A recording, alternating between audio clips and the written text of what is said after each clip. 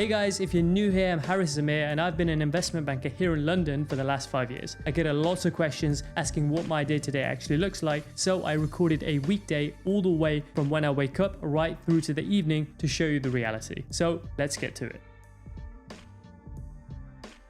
My day usually starts at 6 a.m, earlier if my daughter decides she's not going to sleep, and after freshening up, somewhat sadly, the first thing I do is check my emails on my phone. This is actually what determines what my day is going to look like, because you can genuinely get actionable emails overnight. Unfortunately, bankers and lawyers genuinely do have to work through the night. I'll also catch up on market developments using the FT or Bloomberg and pay particular attention to macro developments such as interest rate policy or tariffs, and otherwise have a look at what sort of deals are coming to market. Once I've done that, assuming there's nothing actionable, it's time to kickstart the day. So I'll put a coffee on, and nowadays I am an instant coffee man. I'm less of a coffee snob because it's just more efficient. And in the meantime, I'll stretch to get the blood flowing. My daughter will usually get up soon after that, so I'll try and spend a little bit of time with her and then I'll get ready. I'll also check my WhatsApp to see if I have any urgent questions from my students at Charter Mastery, and that's a program where I personally help people land six-figure roles in finance, even those who don't already have a finance background. It's always motivating to see your students land their first offer and unlock that life and that income that they deserve. Once I'm suited up, I'll head to the office, and yes, using the tube, which if you're a Londoner,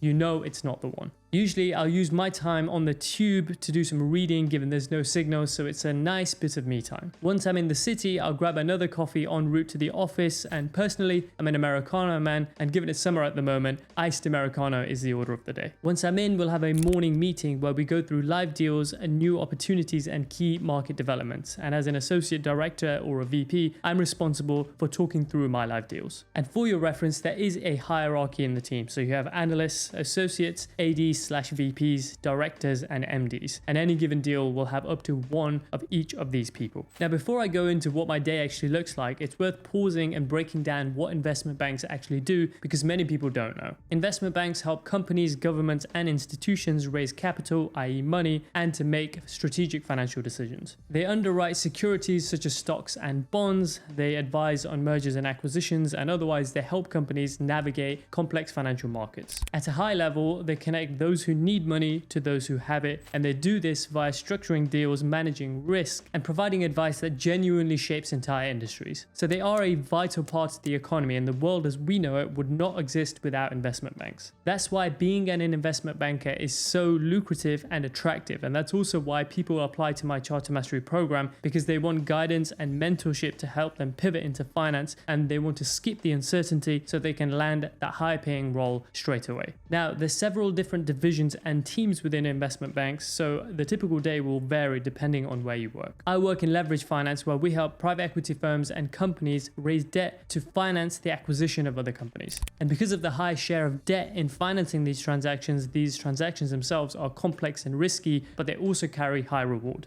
With that in mind, let's look at how my midday period between sort of 10 a.m. and 2 p.m. shapes up. So most of the time you'll be catching up and progressing key work streams here. So you might be attending client meetings or management presentations by the CEOs or CFOs of companies that we're considering investing in, or otherwise you might have diligence sessions with consultants who have a deep understanding of specific sectors. Ultimately, you're researching companies that you're considering investing in, or you're pitching to be on new deals. To do that, we'll create pitch books, and within that, we'll outline our recommendations relating to a specific transaction and how we can help the company fulfill these. Now, usually the analysts and associates will do a lot of the heavy lifting here, and as an AD/VP, my job is to craft the narrative and make sure it's as compelling as possible. And once that's done, we'll finalize it for the director's review and then send it out to the client. I usually head out for lunch around 1 p.m, and in the city of London, there's loads of nice spots, but on this particular day, I went for a nice easy option, so I went to Itsu, which is pretty clean and easy to eat. Sometimes I'll go for client lunches or meet a friend, and then it's back to the desk. Moving on to the afternoon, which is around 2 to 7 p.m, and this is where the majority of the real work happens, i.e. the work required to get a deal done. This means building financial models, doing analysis, and writing investment memos,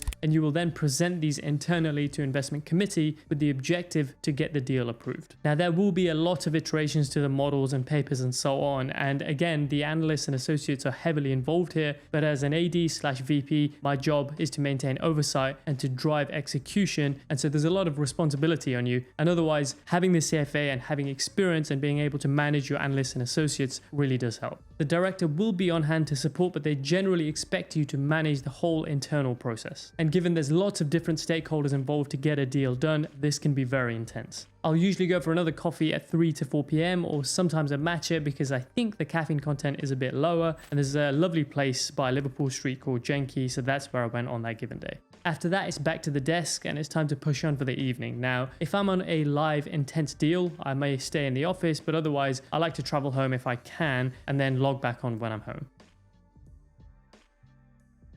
So into the evening, and this can really stretch depending on deliverables. So if it's a typical or lighter day, I'll try and wrap up by 8 or 9 p.m. However, if I'm on an intense deal, it can easily pass midnight. And one of the main reasons you end up working late is because it's the only real time in the day where it's quiet. A lot of my day is spent firefighting, responding to emails, taking meetings, taking calls from my students at CM, and so you may not get to your deliverables until the evening itself. A common thing that often happens in the evening is legal negotiations. For some reason, lawyers love working late. So if you're into the late stages of a deal, this can be what takes up the rest of your evening. Generally, legal negotiation is very important because it governs what the lender and borrower can and can't do, which is super key when you have millions, if not billions, on the line. And this on one hand is a privilege to be working on deals with that much money on the line, but on the other hand, it's a lot of pressure for investment bankers. And I think the overall message here is I don't really have control over my diary, particularly when you're on live deals. It can be intense and long hours, including weekends at times, and it can be difficult to make plans. But knowing other people in the industry, and personally as a founder of Chartered Mastery, where we help people break in to finance from any industry, you realize that this sort of schedule is pretty common, and in some ways is the price that you pay for an elite role or financial freedom and otherwise belonging to an elite community. And look, sometimes you can enjoy the evenings and meet friends and go for nice dinners, so that can be a perk too. And after the day is done and said, I will try and take some time to journal and just sort of unload and get things off my mind before I sleep, because as I said, you have tons of responsibilities as an investment banker and otherwise, so getting those out on a piece of paper before you sleep allows you to clear your mind and get a better sleep. So to summarize, this job is intense, but if you want to learn fast, get exposure, and build strong foundations, it's one of the best places to start. And it was even more difficult when I was studying for the CFA Charter, but I learned so much and it helped me build incredibly strong discipline, which made the journey easier in the end. And now I leverage this experience in my job and also make it easier for my students at CM to pivot into finance careers. So there you have it. That was a real day in the life of a six-figure investment banker here in London, the good, the bad, and everything in between. Now, if you want to learn more about careers in finance, you can go ahead and subscribe and watch the next video. See you next time.